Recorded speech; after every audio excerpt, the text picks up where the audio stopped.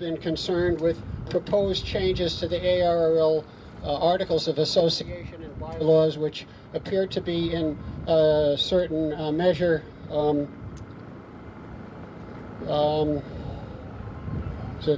are you back from Davos? Donald, call me later. Just a second. I can't talk to you. I'll call you later.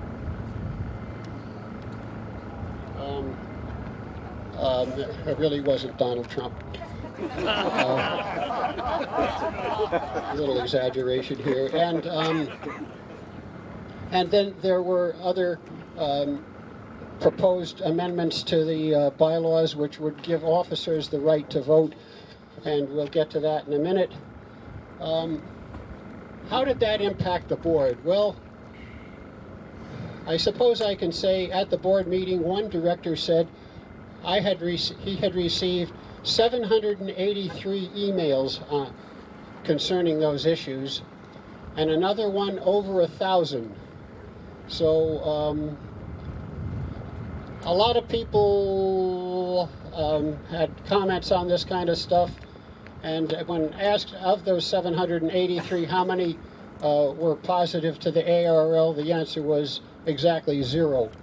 So it should have given the board reason to consider the things that were brought up.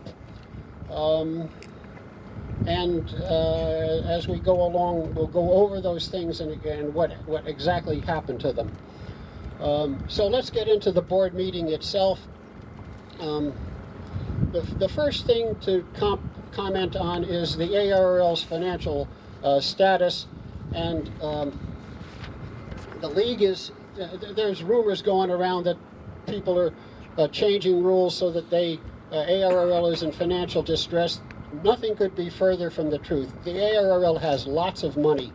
The ARRL has over $20 million more in net available assets than it had at the end of 2008.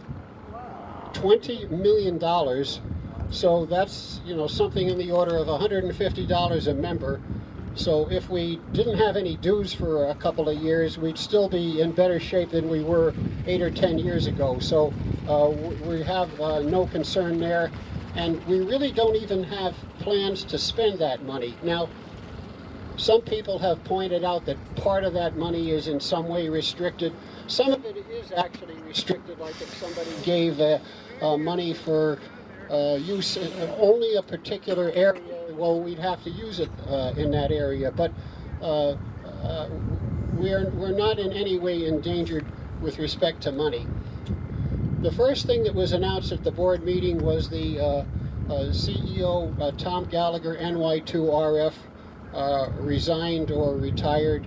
I guess the press release says retired. So he was someone, he came on board 2 years ago. He was the result of a search firm finding him. Now, he was a person with a strong track record in business. He was an executive in the financial world and well known there, and he also was an amateur, had a license, and to some extent was active, but he was actively solicited. He didn't voluntarily apply for the job, and he impressed all of us. He impressed me, and he came on board, and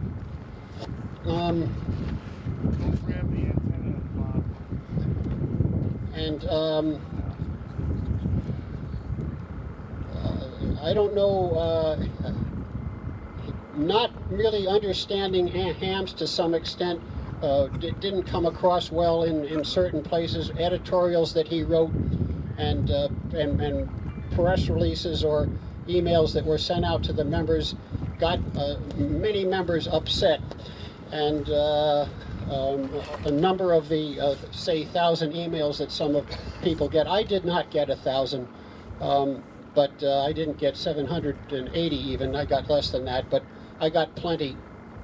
But I was known probably to be in sympathy with whatever the people in most of the emails were asking for. so it wasn't necessary to try to convince me otherwise.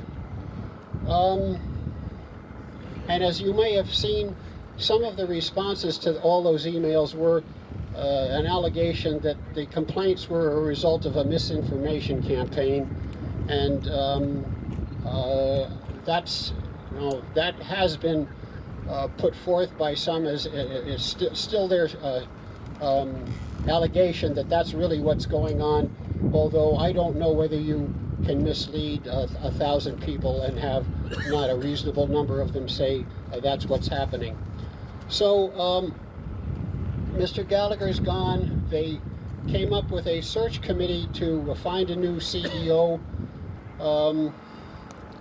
and the league treasurer, who is not an elected official, is he's appointed, he's elected by the board. He's not directly elected by the membership.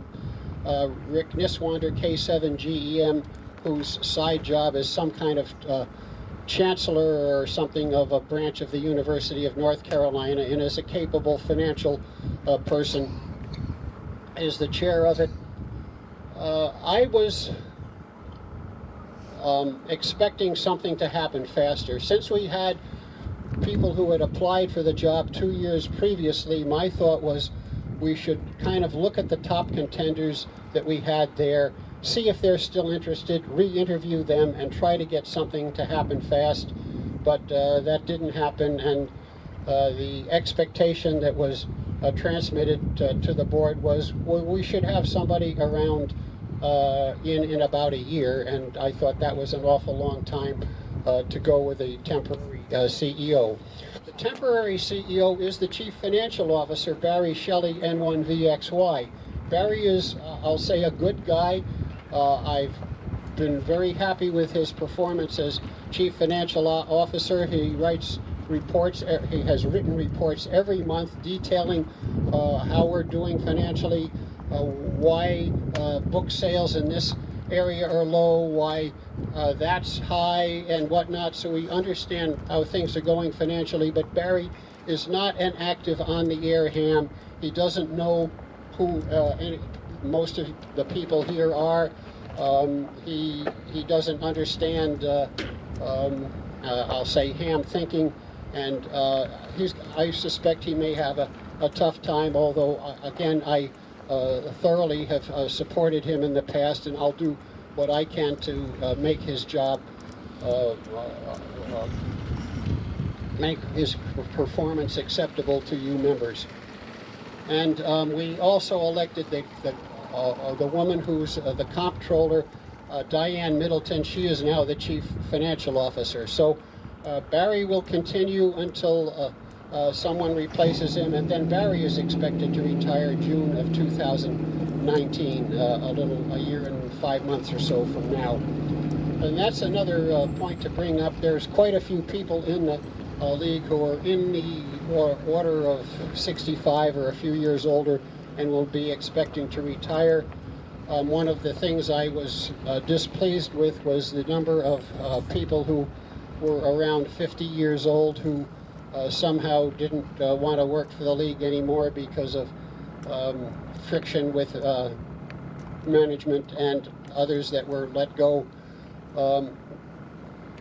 But let's see how we do, and hopefully things will get better in the future. After that, we had elections. The current president, Rick Roderick, K5UR, was again elected. I think the vote went 9-6. K1KI, Tom Frenet, ran against him and came in second.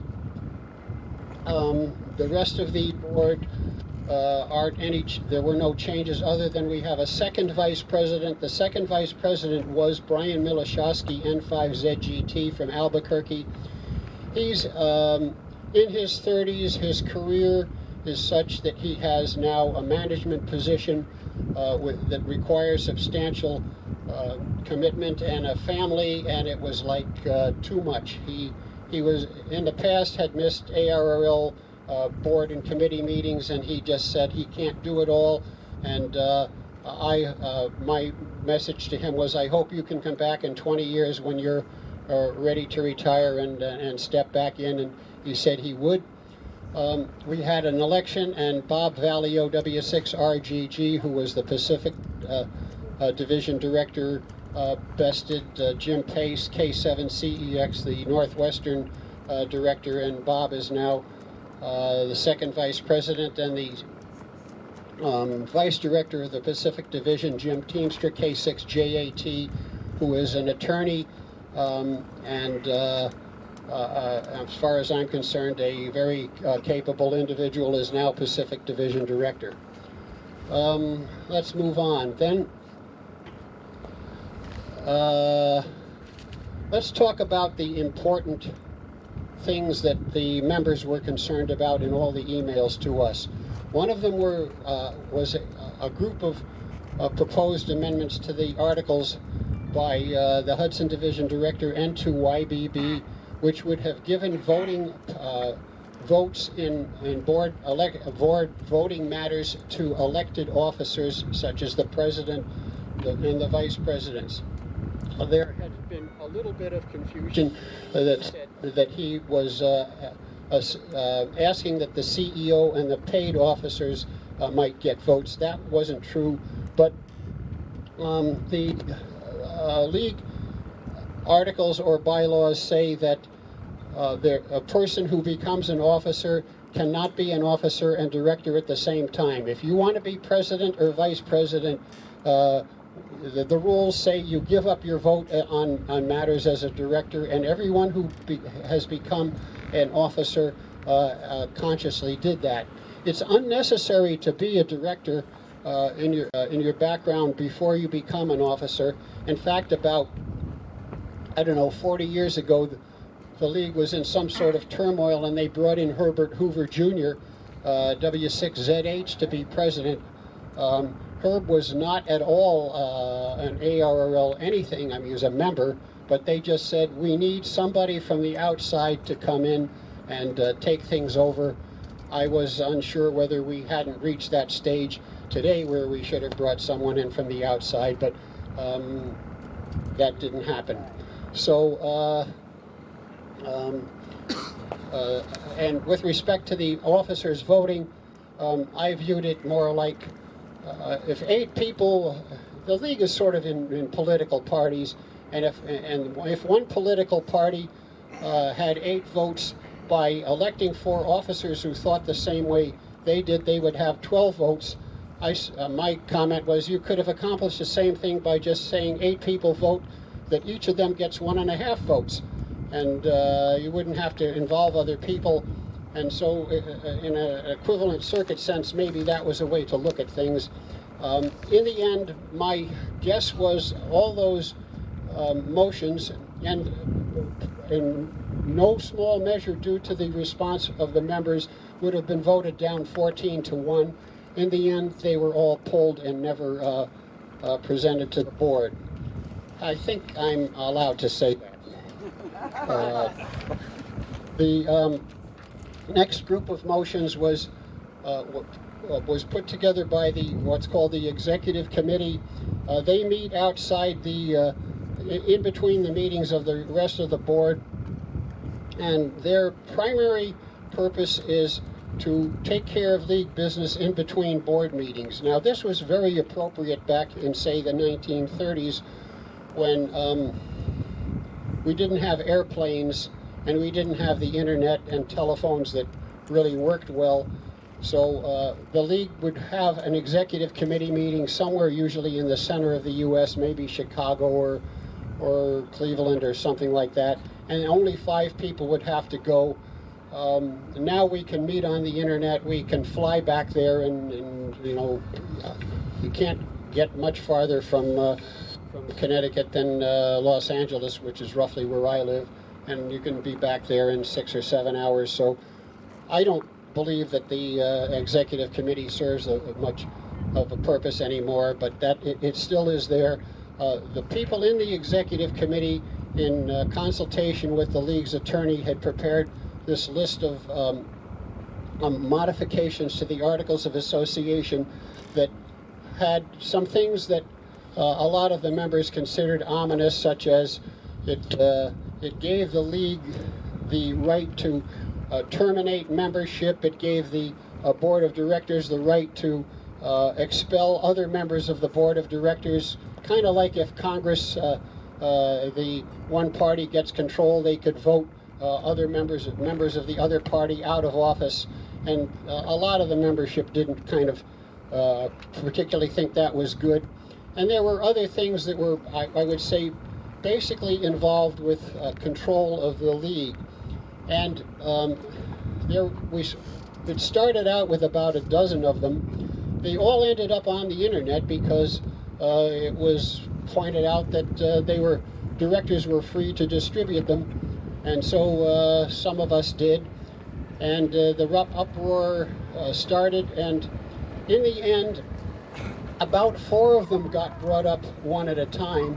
And interestingly enough, in this year's minutes, it brings up the fact that this one was brought up to do that, and it was discussed and withdrawn, and then that one was brought up and discussed and withdrawn. Whereas in the past, when they bring things up and withdraw them, the members would hear absolutely nothing about them.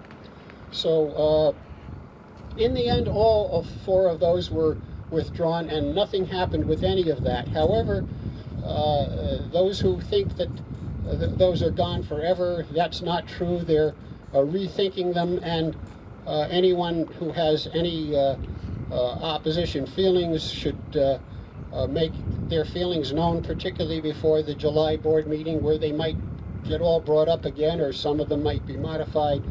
Stay tuned. The last thing that happened had to do with the code of conduct. Now, some of you may be aware that the director of the Southwestern division was, quote, censured by the board for talking before the Visalia DX convention forum, where he apparently said something about the code of conduct, that it was that he was riling against it, and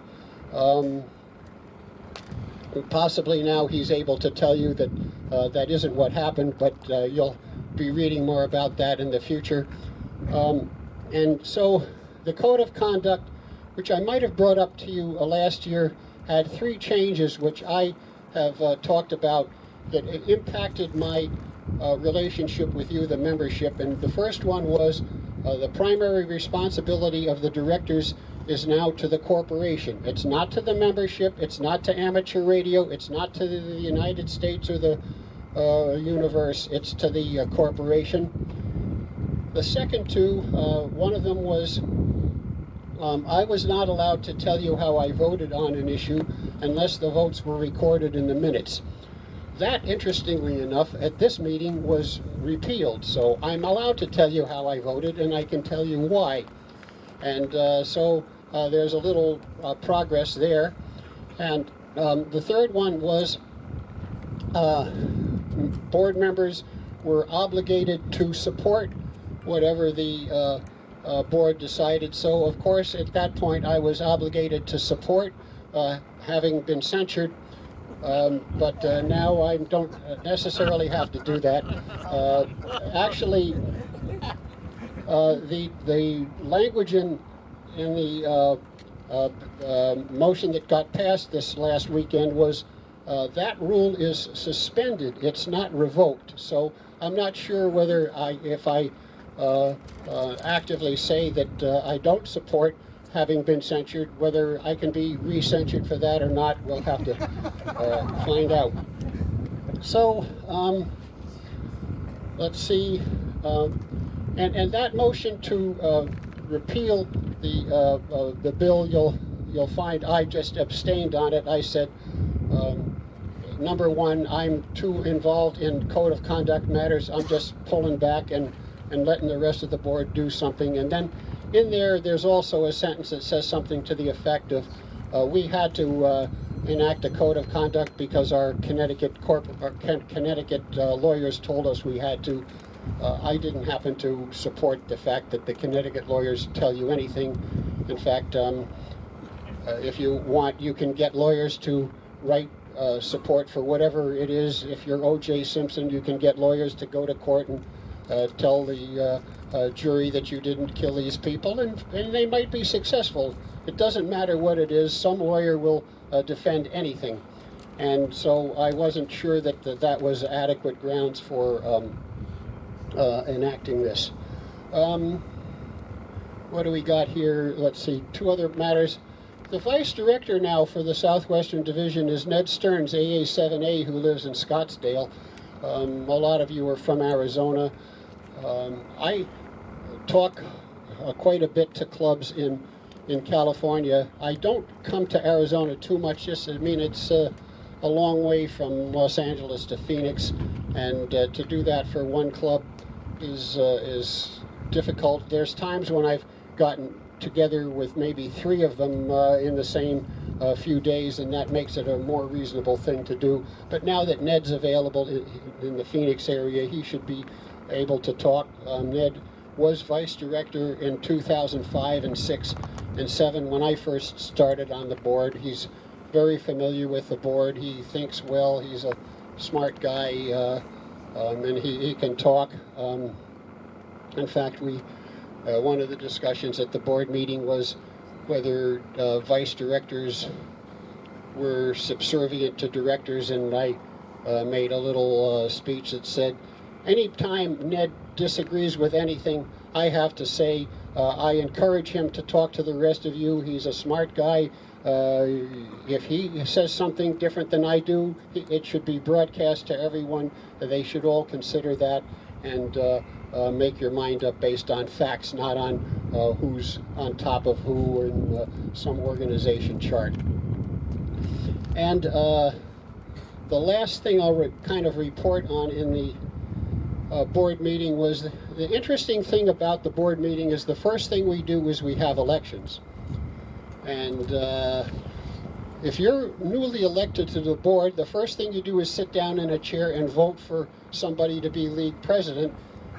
And how do you know whether you should vote for him or somebody else? I've always thought that we should have all the committee reports and you should see the people in operation and maybe at the end of that meeting vote for them.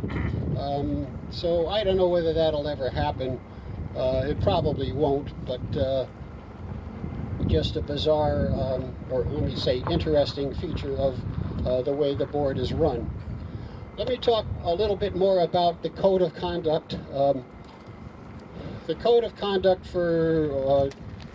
is on the web, but it's hard to find. The league has never had a story about it on the web that points you there, but if you go to the little search window at the upper right part of the page and write in a code of conduct for directors, you'll find it and you can go to it and you can see it.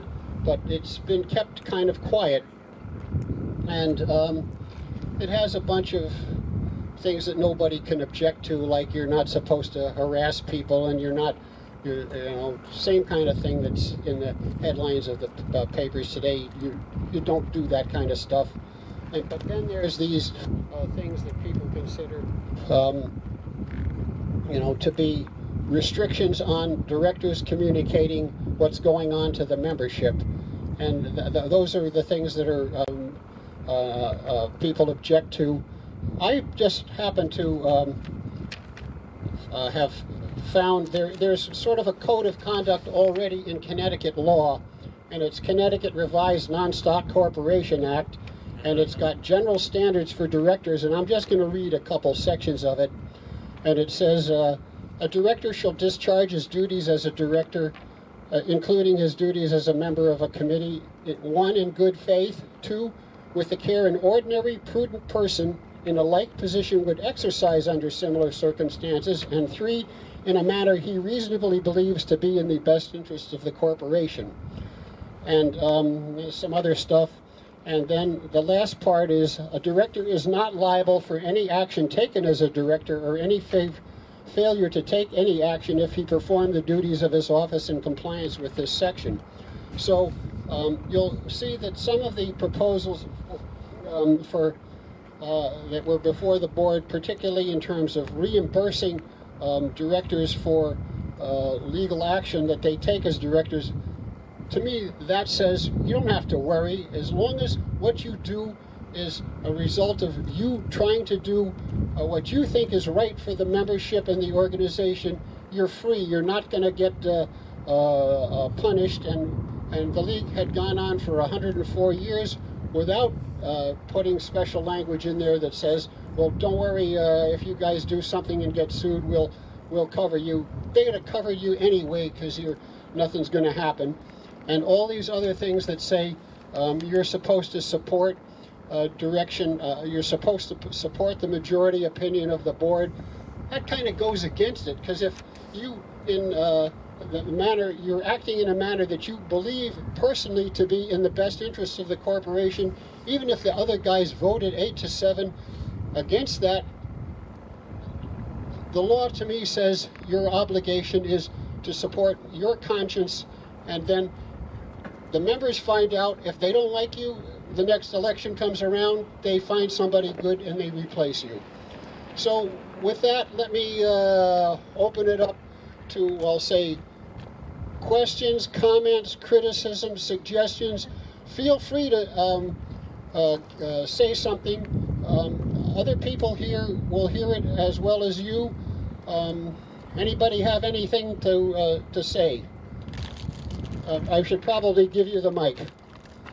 Don't know how far that'll transmit. Let's see. We've got a question whether it'll transmit. Good morning. And first of all, I want to thank you, Dick, for your service to the league.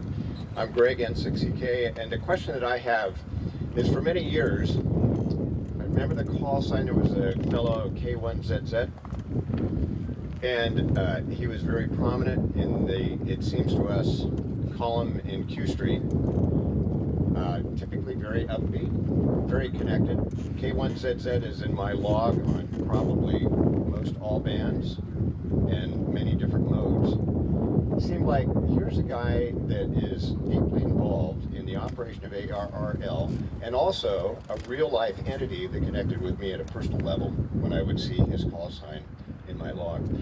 What going forward do you think will happen with the selection of a CEO that will in effect be an engaging, real type of a person in the lives of mere mortals like me as a member? Thank you. Members are not only mere mortals, they're important members. And the concern about the effectiveness of this radio is unwarranted. It can easily transmit from near the camera to wherever the receiver is. Okay. Dave Sumner, K1ZZ, was a radio ham's radio ham. The guy lives, breathes radio. He's on radio all the time. He's still on the air. He's a friend of mine.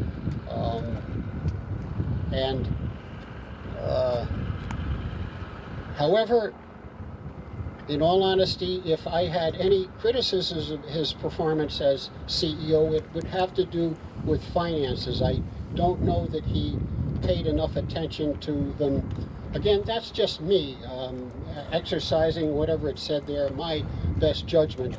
But the league had done okay, and when Dave decided to retire 2 years ago, the league was in good financial shape. We didn't have to worry. We brought somebody in who was sort of strong in the financial area, but not what I'd say an on-the-air ham. I don't know anyone who had worked him, although he has been on the air. So that's a question that was in my mind when they formed this search committee, because I didn't think we needed a search committee. We certainly, I thought, didn't need headhunters to go out and find people out in the business world who have ham licenses. We need somebody who knows enough about ARRL to either see our need for the CEO in QST on the web or in the weekly emails, or knows one of the directors or one of the vice directors or one of the other officers, and for that reason is enthused enough to apply. We don't need to twist somebody's arm to apply. So other people have said you want a guy who's got ham radio in his heart 100%. So that's what I hope will happen. I mean, I hope we get the best of both worlds. we have a couple of candidates. I'm not going to name them specifically, that I thought either of them would be very suitable, and my thought at the meeting was to call them up during the meeting and see where we were there and make this happen fast, in the order of weeks as opposed to a year. But I was outvoted, so that's my comment on Dave. The last time I talked to him on the telephone was maybe 2 weeks ago. He's still on the air regularly. We worked, I forgot, in some contest recently. Oh, well, I was overseas for the CQDX contest. I was in the Azores for the phone contest where I worked him. I actually worked him from a station sitting in the same chair he had operated in a couple of years ago. And then I was in Oman at the Royal Omani Amateur Radio Society, where I met the Brigadier General, who was the head of the radio club there, and the head of the radio clubs knew one ham in the world, and that was Dave Sumner. And then when I called Dave and I talked about that, he says, Abby, I forgot the guy's name, and I had seen him 2 weeks before, but Dave still remembered his name and had a lot to do with him. So the guy, and he's still involved. He's involved with the IARU as some secretary or something. So he's involved with the international part of ham radio, and he's still doing his thing. Comments, suggestions? Here we go. N6AA. I located the receiver. Thank you, sir.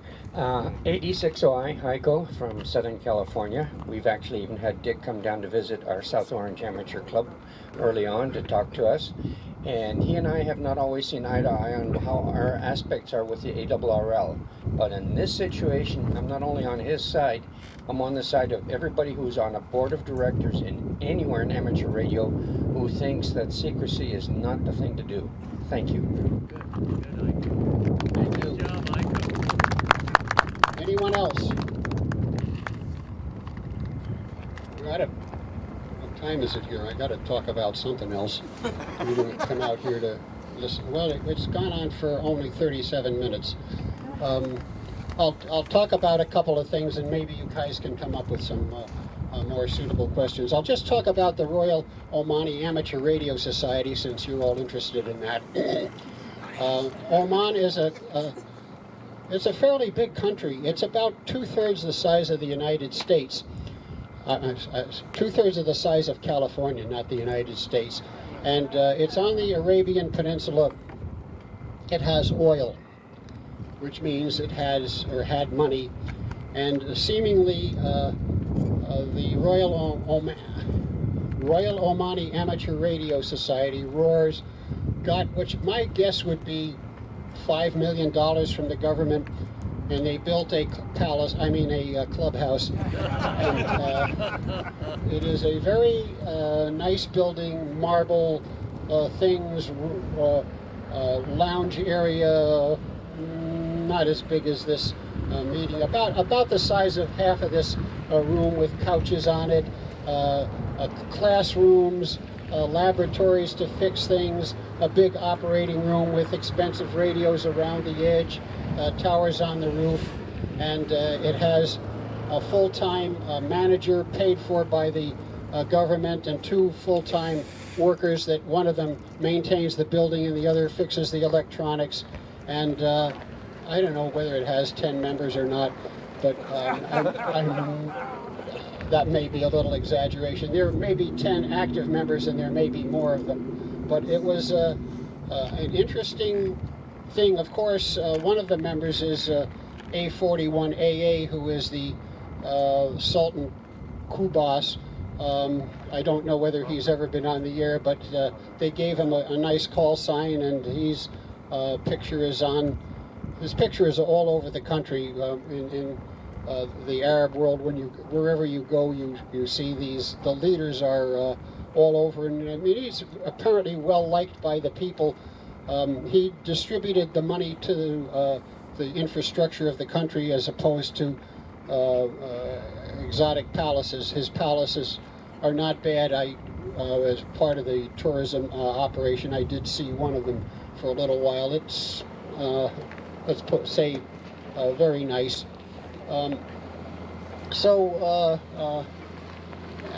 as some of you have seen, I've given talks at various conventions of one of the things I've done in ham radio is use ham radio as a vehicle to see the world. And Oman was one of them. Another one was to go to Jordan, 20, 25 years ago, and got to meet King Hussein, got to go into King Hussein's palace and spend an hour with him chatting. And he's a nice guy, friendly, very soft-spoken, very quiet, and I came away with the message that I'm glad I'm not the king of Jordan. I have, life is better for me. Half the people in this country want to kill him. I'm not important enough. Nobody really wants to kill me that I know of. I can go to Walmart, I can walk around, I can go anywhere and go. And in the case of King Hussein, first you went into an army base and you went through one level of security. Then you drove to like an inner circle government compound and went through another level of security. Then when you went into the palace, you went through a third level of security. So you've got guards around you all your life, and wherever you go, you've got swarms of people protecting you.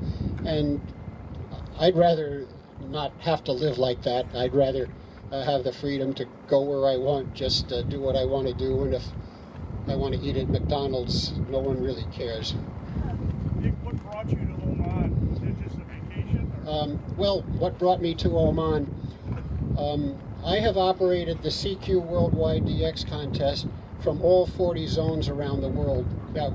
That's part of it, and I just enjoy operating that contest from other places and have kind of made it a habit. So what I do is come to places like here, and maybe one of you are going to come to me and say, my brother and I just bought a place on one of the Cook Islands, and we'd like somebody to come down next fall and do a radio propagation check, at which point I say, I'm your newest best friend in the world, and I'll volunteer to do that. And that's a slight exaggeration, but you somehow network through to people.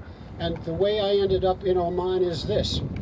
10 years ago, VU2PTT, a ham from India, who works for a company that's headquartered in New Jersey, but he lives in India, was in Los Angeles for about a month to do some kind of work with his company. This aspect of his company that he worked on was when you get x-rays taken in America, then the x-rays get looked at by radiologists who charge you lots of money to look at them and say this bone is broken or whatever more elaborate things they do. Well, the company that VU2PTT works, one of their aspects were you digitize the x-ray, you transmit it to India, where you pay the radiologists 1/10 of the amount they get paid here. Any of you radiologists? I'm not insulting anyone good. And then the results come back and it's less expensive. So while he was here for a month, I invited him over. He could use my radio station for the weekends and contests. He got a license. He's now W2PTT, ARRL member, of course. I happened to email him maybe a year ago, and I kind of said, one of the last two places in the world I'd like to check off on my box of having been there before I check out would be India. And I says, is there any chance of operating in India this year? And he says, not this year, but a couple of friends of mine and I have this connection with Oman.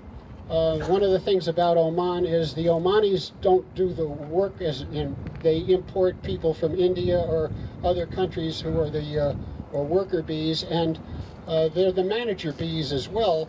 And so he had a connection, and he says, would you be interested in going to Oman? I didn't really know enough about it. It's like the Mideast. Wait a minute. I did a little research. It's safe. There's Western dressed tourists there.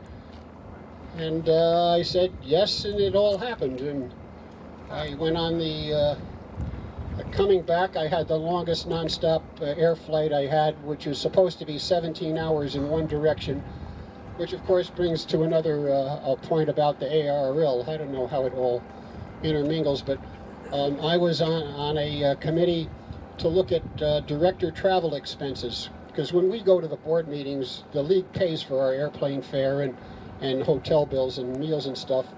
And so, and when the people go to the international meetings in Geneva, the same thing happens.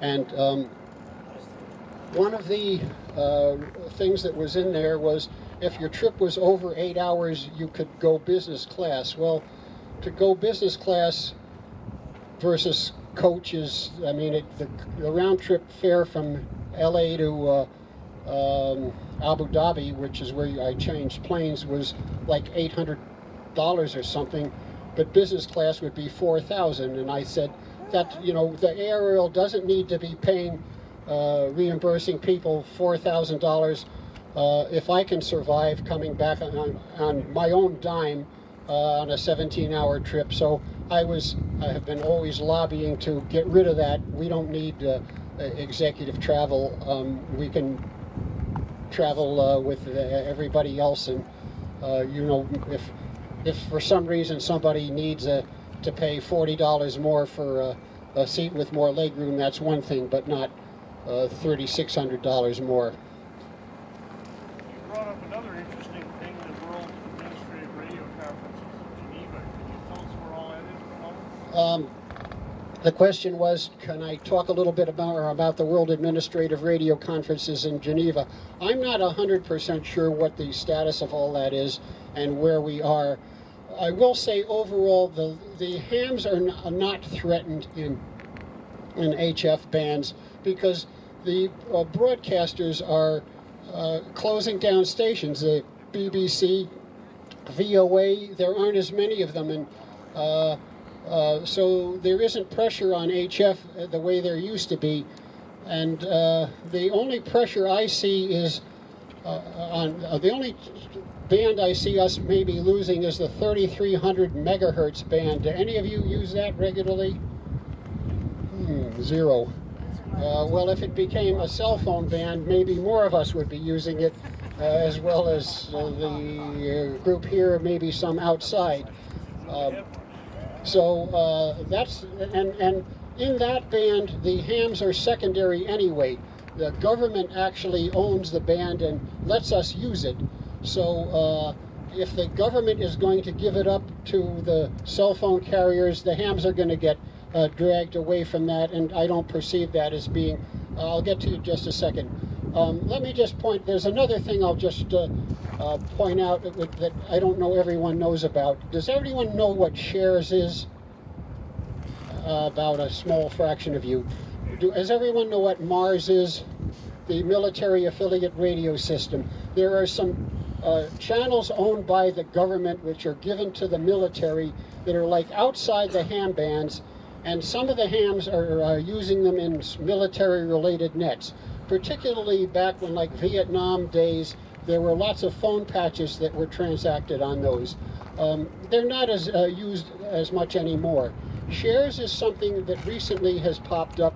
It's basically FEMA, or the Department of Homeland Security, has a bunch of frequencies like that are government frequencies that are supposed to be used in emergencies.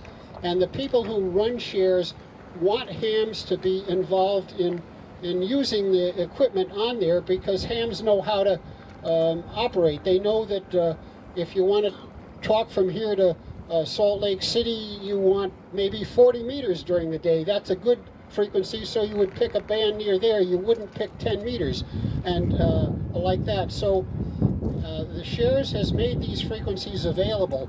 When Puerto Rico had the hurricane damage, the shares people made an offer to the ham radio and the ARRL in particular. if you guys go down there and you want QRM free frequencies, let us know. We'll give you shares, call signs, or whatever. We'll give you permission to operate, and you can have a clear channel to pass your messages or something like that. And no one actually took them up on it that I know about, other than maybe recently. So those are available, and there's a question about ham radio support of disasters. If hams support the disasters in disaster times by using shares frequencies, is that a good thing or a bad thing? It's like, well, you don't need your ham bands, then we'll give you some others, or we're not going to get enough credit, or what? Or are we going to have a more effective operation? And the same thing applies to, do people know what WinLink is? WinLink is a digital means of transmitting email over ham radio. And you can use WinLink. There's a WinLink system. It's all over the world. They have, I'll call them gateway stations that you transmit to them. The message gets into the station. It goes underground on the internet to wherever it goes, and it will get delivered. It stays on ham radio as little as possible to avoid using the frequencies more than is necessary. And WinLink has the ability to operate with either what I'll call fancy methods of operation called PACTOR.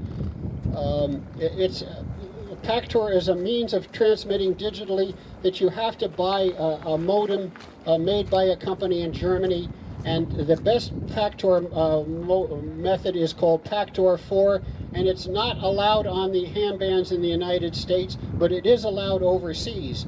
And it's not allowed in the United States because of something called the symbol rate restriction, and it doesn't take up any more bandwidth, but because of that, people don't use it. But if you're on a ship and you're transmitting from the middle of the Pacific to New Zealand, people use PACTOR 4 all the time. The League put in a proposal to the FCC to get rid of this symbol limit, but the League actually added a bandwidth proposal, and people have commented on it positive and negatively. There's a group of people who say, you put this on and WinLink is going to destroy the ham bands, that'll all be full of people passing digital messages on the internet, which I don't believe is true, because the rest of the world already can do this, and the rest of the world, the ham bands haven't been ruined. So that's just a little background on WinLink, on shares. They're there. You should know about their existence. We had a question or comment back there. Let me give you the mic. Do you have any comments on amateur radio emergency service? Any changes coming up with that? Okay, do I have any comments on amateur radio emergency service? There's a big document that's supposed to come out soon, written by a group of people headed by WA8EFK, the Great Lakes Division Director. One of the main things it does is creates a national database of members, so that the local sections don't have to necessarily have a person in charge of coordinating all the data that comes in and making a report every month of how many people were active and how many people submitted reports. Because if everybody independently enters their data, then the system will put that together and come out with a report for the section. There already are some people using it.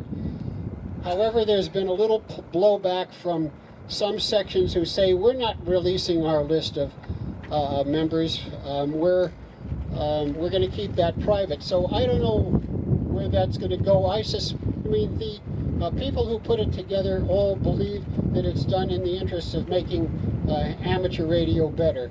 This kind of segues maybe into the Puerto Rico response, where I'm sure you've read that after Puerto Rico, the League put out a request for volunteers to go down there for a week or two. I think it was 2 weeks or 4 weeks, and to give support to providing communications. In the end, it was called the Team of 50 or something like that. Actually, only 22 ever went down.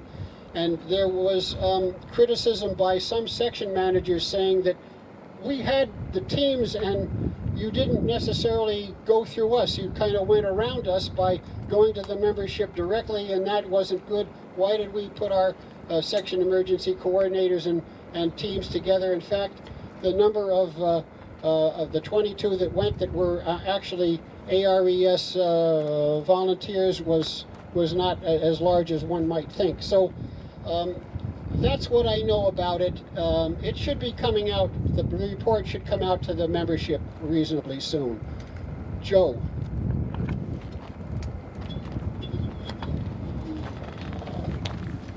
Thank you.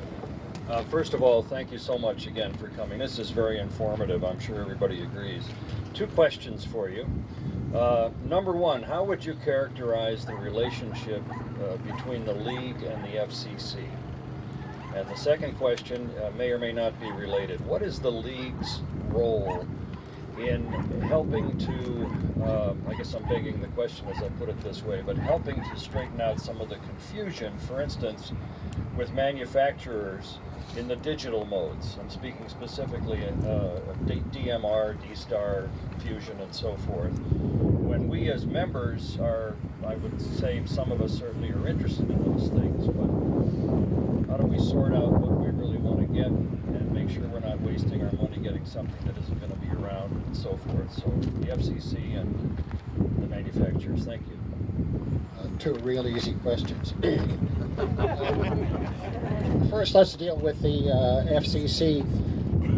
Realistically, it almost seems to me the FCC wants as little to do with radio hams as is possible. Right now, the thing I'd like to see happen the most with the FCC has nothing to do with homeowners associations or anything. It's there's a group of I don't know what to call them, nutcases in California that are jamming this group called WARFA. It's a net on 75 meters, primarily of black guys. They're very nice people. I've been to their gatherings. They're salt of the earth, good folks, and these guys are on there jamming them, recording them, playing them back to jam themselves. And the FCC has done little about it. They issued what's called a notice of apparent liability to the ringleader, saying that he owes $25,000, and he's trying to just spit in their face and say, try to get the money from me, and nothing seems to happen.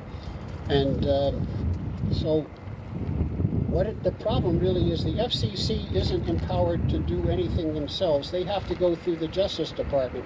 The FCC can't go into your house and take your radios out. They have to go to a court, and a judge can order that, and then it'll happen. So the FCC goes to the Justice Department and says, we've got an urgent problem. What's that? Radio hams are jamming each other.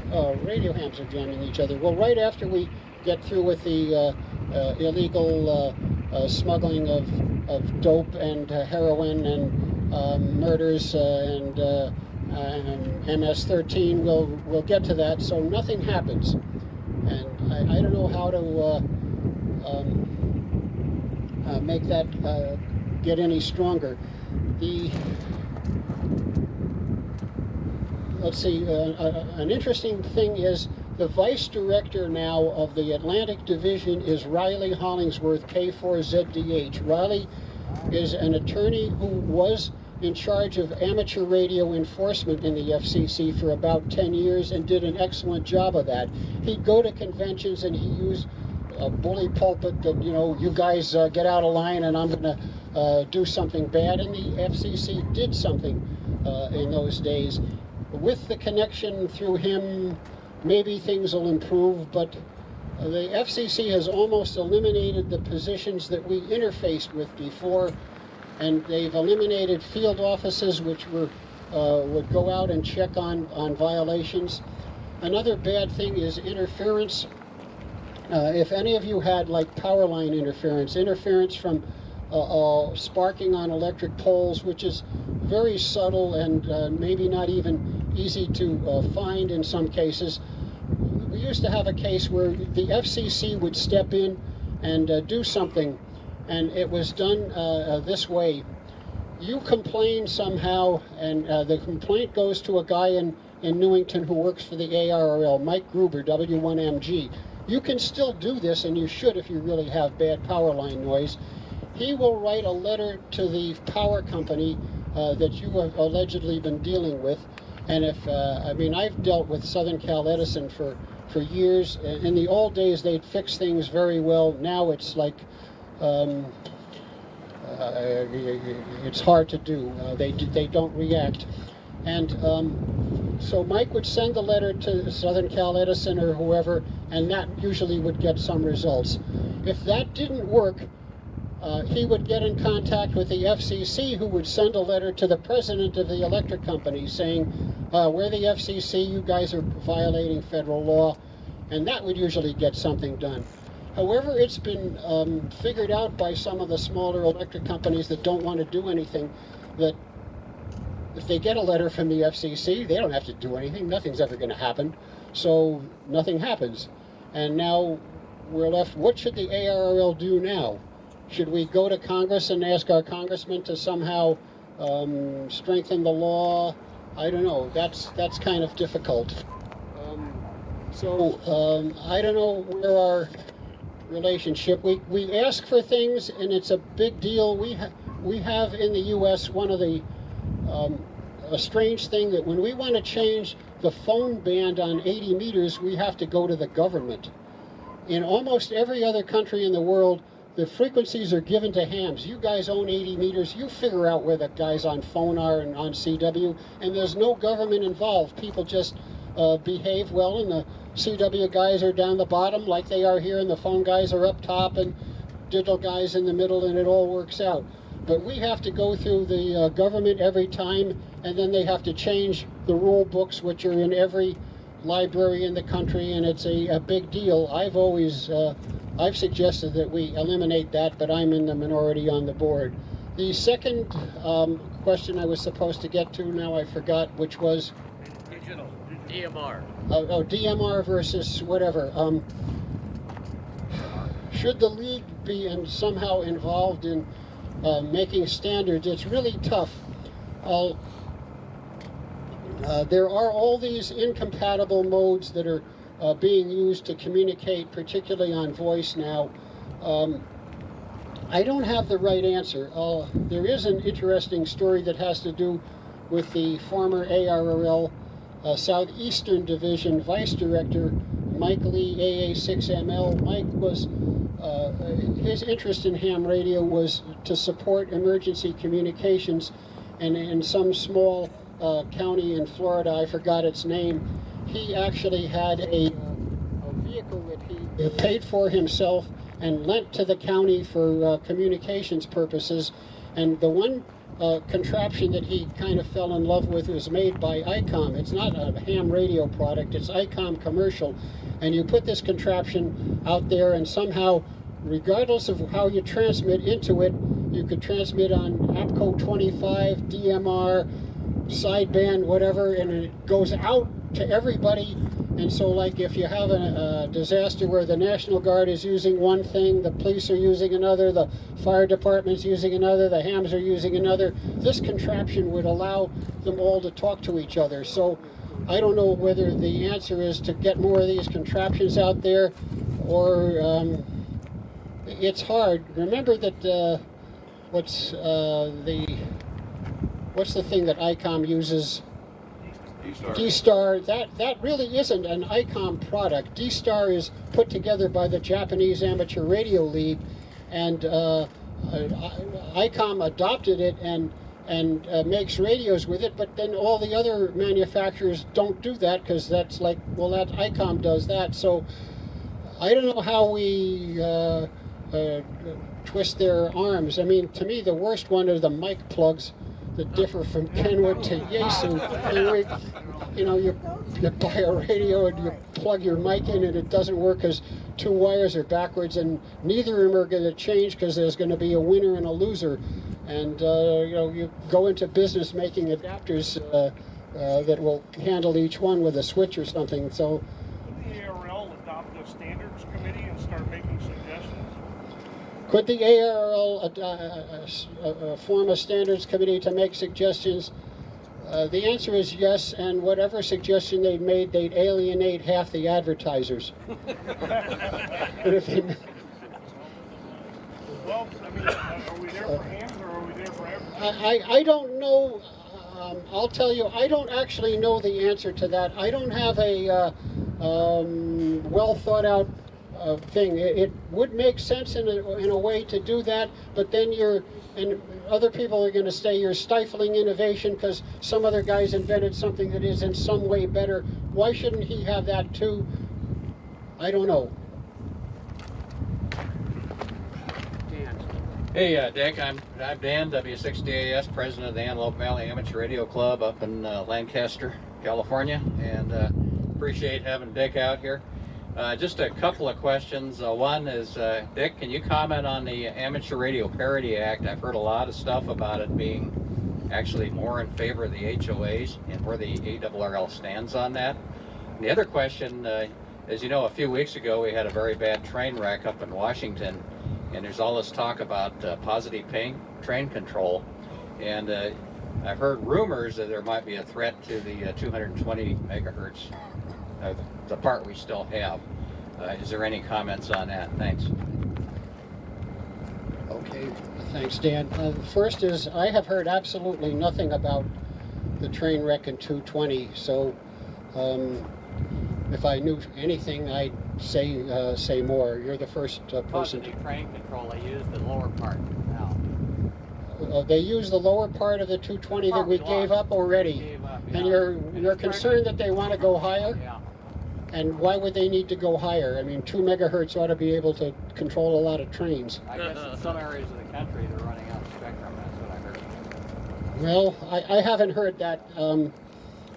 You have educated me, which is part of why we have these. If I hear anything more, I'll let you know. Thank you. The other is the Parity Act. The Parity Act originally started with a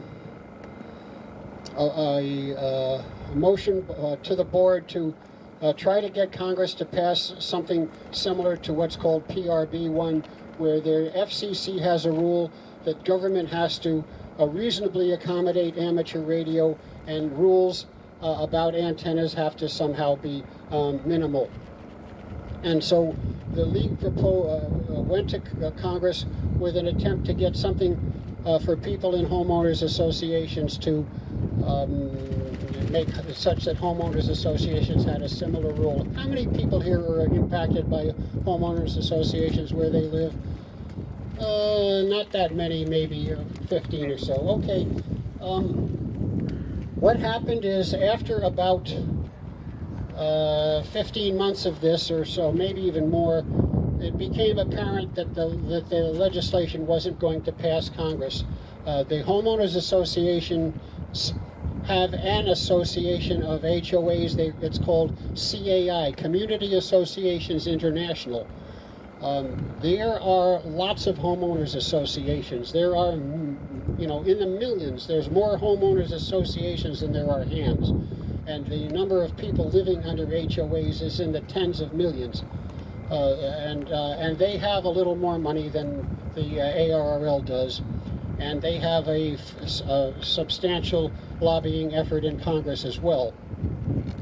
What happened is the league, people negotiating, came up to a point where they weren't going to get the legislation passed, and they agreed to some compromise, which appears to be they accepted the CAI drafted rules.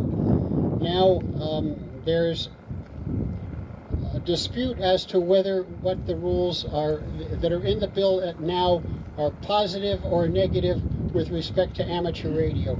The official ARRL position is they're positive because they say that HOAs have to, in some way, allow antennas, people to have an effective antenna. And there have been people outside the league. There was an article in CQ magazine by Jim Talon's N3JT, who formerly was an attorney that worked for the FCC, not on antenna regulations of hams, but he's an attorney, and then Fred Hopengarten, K1VR, who wrote the book Antenna Zoning and for the Radio Amateur, and is sort of the guru of antenna-related litigation in the U.S. And they claim that they find a couple of things about the bill to be negative, and I'll just point them out to you. You guys make your own decisions. One of them, it basically, the rules or the legislation now says the HOAs must allow an effective antenna. It doesn't say an effective antenna on any frequency band you want. It just says an effective antenna, and the claim is something like this is an effective antenna on 440. And so if the HOA allows you to put a 440 vertical on your house or whatever, they satisfy that. The second thing that is pointed out is antennas can be approved or disapproved based on aesthetics. What does that mean? It means your personal taste. I don't like how that looks. I reject it. That little one up there, it just looks like a claw, and it's just offensive to me. We reject that. So it's said that, I guess we have a drone surveying the area here. So the fact that aesthetics can overrule everything else is pointed out by some as saying, what does that mean? I mean, aesthetics, and this is all they need to approve. Is that really what we want? A couple other things. One of them, it says that if you don't own where the antenna is going to be fully, you can't ask for, you can ask for anything, but there's no ruling. Like, if you live in an apartment house and you're on the 16th floor and there's 30 floors, if you don't own the roof by yourself, this doesn't allow you to put an antenna on the roof. If you live in a little community where all you own is the building, you don't own the yard next to you, you're not allowed to necessarily put what would be an invisible wire out to a tree. So the fact that you have to actually personally own wherever the antenna goes is another one. And a fourth thing that has been brought out is it says that you need to get prior permission to put your antenna up from your HOA. And that is the opposite of what we have now with the antennas. There's something called the OTARD rule, over-the-air receiving devices. If you live in an HOA area, you're allowed to put up like a dish for looking at satellite television, and the HOA can't stop it. And the way it works is you put the dish up first. If the HOA doesn't like it, then they complain, and then negotiations take place before they make you take the dish down. In the case of the current ARRL proposed legislation, you have to get permission before you put your antenna up. You don't put your antenna up and the HOA says take it down, and then we start negotiating. And so what has been pointed out is there's many people who live in places where the antennas are not allowed, but they have secret antennas. They have indoor dipoles, they have number 30 wire. When I was in freshman in college, I had a wire that ran from my dorm room out to a tree, and it was like number 34 wire. It broke every 2 weeks, but I'd fix it. No one ever saw it, and it was illegal, and I made it out. And so all those, it was pointed out that if you put those up without prior permission, you were violating federal law now. Now, on the other hand, people said, well, the feds aren't going to do anything about that, but the concept was, well, it isn't really good to be violating federal law when today we're not. So we don't need to pass a law that says you're going to be violating federal law, but probably no one will pay attention, so don't worry about being a violator, except maybe when you come time to renew your license and you sign something that says I haven't violated federal law. I don't even know whether that's there anymore. So that's roughly what the argument is. Again, the people in favor of the ARRL are saying that everyone will be allowed to put up an effective antenna, and right now they're not. It's been my observation that in many cases people can get permission from their HOAs to do something. An antenna like a vertical that you shrink down to the size of a auto radio retractable antenna like you used to have, and then you pull it up and operate, and you can get permission for that, fine. What this would truly help is there are one or two, I don't know how many, there are some number of cases where people have gotten permission from their HOAs to put the antenna up, and then one person in the in the HOA area reads the contract and it says nobody here is allowed to put an antenna up, so the HOA association wasn't allowed to give the guy permission. That would go away. So if you know anybody like that, they would like this, but there are other people that would not. There's a third trickier thing is there are homeowners associations that have absolutely nothing to do with antennas. There are HOAs where people have 100-acre lots, and the HOA is for maintaining roads or picking up garbage or something like that. The way the legislation is written now, it says you have to get permission from your HOA. If you're in an HOA area, you need permission from your HOA. So you go to your HOA, and what is this? We do garbage. What is this? This is garbage. We don't give permission for antennas. So you're bringing something that the language of the legislation as proposed now is not definite enough that it should continue to be pursued the way it is without a lot of modifications. So that's my report on HOAs. Anyone have any particular comments, questions, criticisms? Somebody over here? Gordo. The OO program. The OO program. Okay, let's wrap up HOAs. Any more on HOAs? I don't need a mic. Any of you who live in an HOA, I'm on the architecture committee of ours. They cannot do anything with television antennas. Television antennas, you can do whatever you need. They cannot restrict them. They might be able to tell you where to put them, but they have to let you put them up. That's true. No, seriously. That's wrong. What? That's not true. The federal government says you cannot restrict it in an HOA. He's saying We've you been can't through that restrict legally. TV antennas in an HOA. The comment was 86OI was about if you have a TV antenna, the government can't restrict you. That's the OTARD rule. And maybe his suggestion was about to say there are people using TV antennas to transmit out of on ham bands, or using feed lines that look like, using stuff that looks like a feed line to a TV antenna, or loading up a tower that looks like it's supporting a TV antenna. So there are ways you can do that. Let's talk about any more HOA related comments. Okay, on to what Gordon mentioned was the official observer program. There's a quote, a big study that's gone on to, quote, revitalize the OO program. I haven't been particularly in favor because I didn't think it was broken.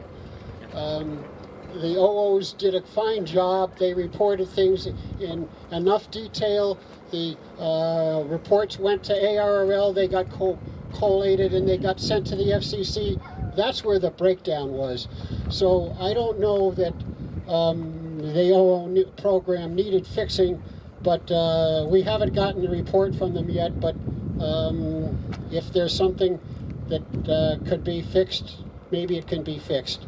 One last thing I thought about, I'll talk about, was we heard a report from a marketing firm that had done a study about amateur radio new licensees, and Rick Paquette was talking about this issue at the section managers forum a little while ago. Basically, every year, about 32,000 new people get ham licenses. Maybe about 3,000 of them join the ARRL, and after a year, about 700 are left. So how do you fix that? So what this company did is they went out and they talked to them, and they asked the people, how come, what would have kept you more on the air? And a lot of it had to do with, well, if they had a mentor, that might have worked. So they proposed a way of handling this, and the way they're going to handle it is not necessarily to have human mentors, but they're going to have a website, and that's going to do it. We'll just put some information on there, and it'll be a lifelong learning website where there'll be some content. They didn't define what the content was, and the ARRL would provide the content, because you guys know what the content should be, and you're the experts and you have the reputation. And so they wanted quite a bit of money, and some money got put in the budget to get them started. And if you look at the minutes of the board meeting, which are going to come out, you'll find that one guy voted against it, and here he is telling you how he voted. And I voted against it because I didn't think that program had much likelihood of either succeeding or as every software development program, not only those involved with the league, coming through within the budget that was allocated and not 2 to 3 times that.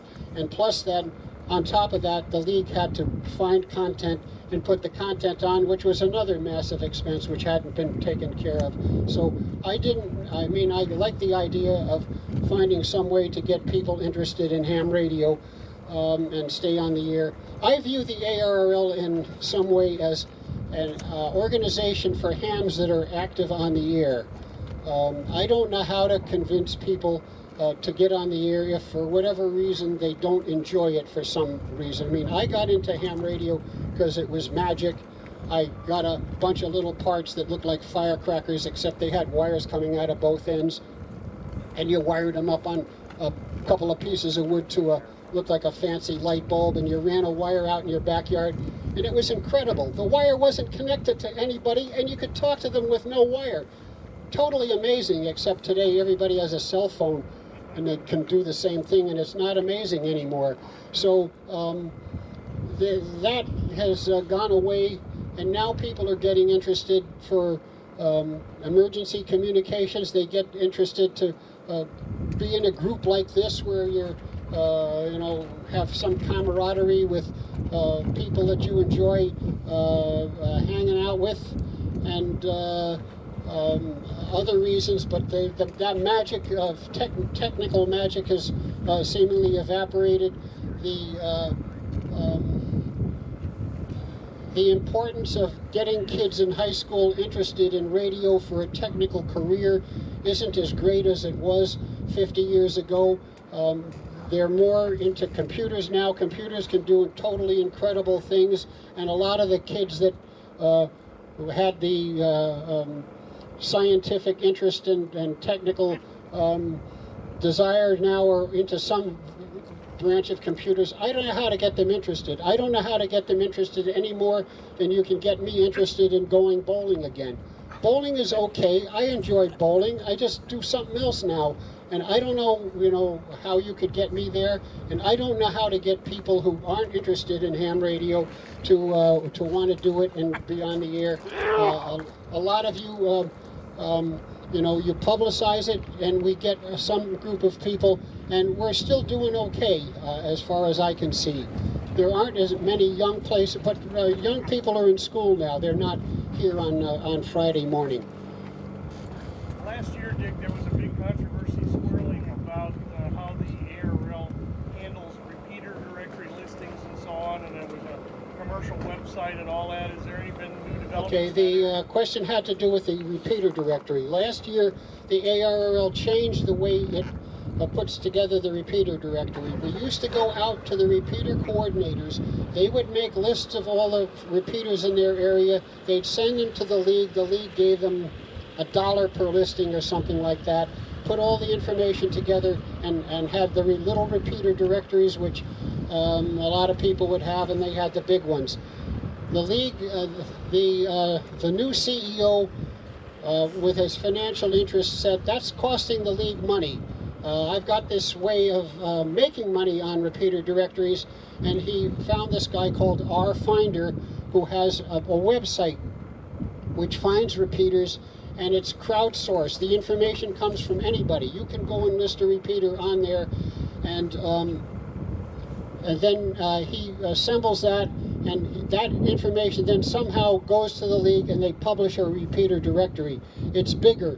What's the coordinating bodies were opposed to it because they were not, the coordination wasn't deemed important. Everybody's repeater got listed, and there were two opposing viewpoints on that.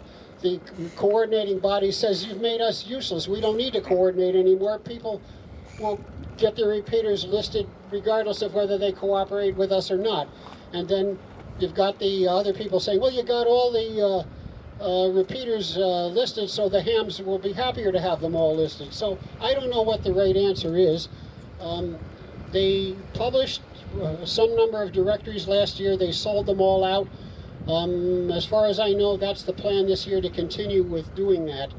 I don't believe the repeater coordinators are happy, but that appears to be what's happening with repeater directories.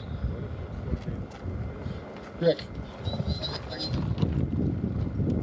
Thanks, Dick. A couple of comments. We heard about the FCC and how they are being somewhat non-responsive to interference. Here in Arizona, we've been frustrated with that. We have 7 active interference investigations going on that we're supporting. What we found out here in Arizona is the Arizona Corporation Commission will go straight to whoever it might be, Tucson Electric Power, whoever's, and make them respond to their users. So we've got a new connection. It's not the FCC, but it does work, and we're being effective. They're calling us back now because they get this letter. The other is, we talked about the impact of the hams with respect to the new PRB rules, and we're finding the most effective one is to deal one-on-one with each HOA. Just go in there and explain to them this is emergency communications, and I've had to do that for several people, and it's been successful virtually every time. Yes, that I'll add another particular case. The Howard Shepard, W6US, who died a couple of years ago and was the ARRL director about 40 years ago, was in a big HOA which was called Leisure World in Seal Beach, California. It's fairly large, and what they did there was the hams supported the parades. They supported whatever happened on Halloween. They had guys out, and the community liked them, and he got the community to allow every ham to have one vertical for HF and one VHF antenna, plus they gave them a clubhouse room in their clubhouse, a tower, and a beam. So, I mean, I can't guarantee every situation is going to work out like that, but I know plenty of others where hams have gotten something because a good percentage of the humans in the world are rational and, you know, are willing to cooperate a little. It's just, and if people don't want a little tower in their community, that's one thing. Another just sort of a little story is I live in Topanga, California. We have a lady there I'll call the anti-smart meter lady. Southern Cal Edison went and has installed meters in our home, electric meters, which you don't have to have a meter reader come out. The meter transmits to a little receiver on a telephone pole nearby, and you get your bill that way. Well, this woman has organized meetings, and she comes into the meetings with a wig made of metal hairs, and the metal protects her brain from assault by waves coming in from smart electric meters and other devices like cell phones. And I haven't understood how the waves could come in the front, and that's okay, but I guess she gets partial protection, and that's good enough. Is it resonant? I don't know about the resonant frequency of her hairs. Now, as much as I believe she doesn't have any scientific basis for this, I can't see anything wrong with her and a bunch of her friends going and forming some community out in the desert and having a rule where they don't have any cell phones or any transmitters of any kind. I think it's not sensible, but if they want to do it, I don't think the government has to force them to allow people to come in and transmit. So that's just a balance between what I think the government should be doing and science. And we got a parrot visiting us as well, I notice. Dick,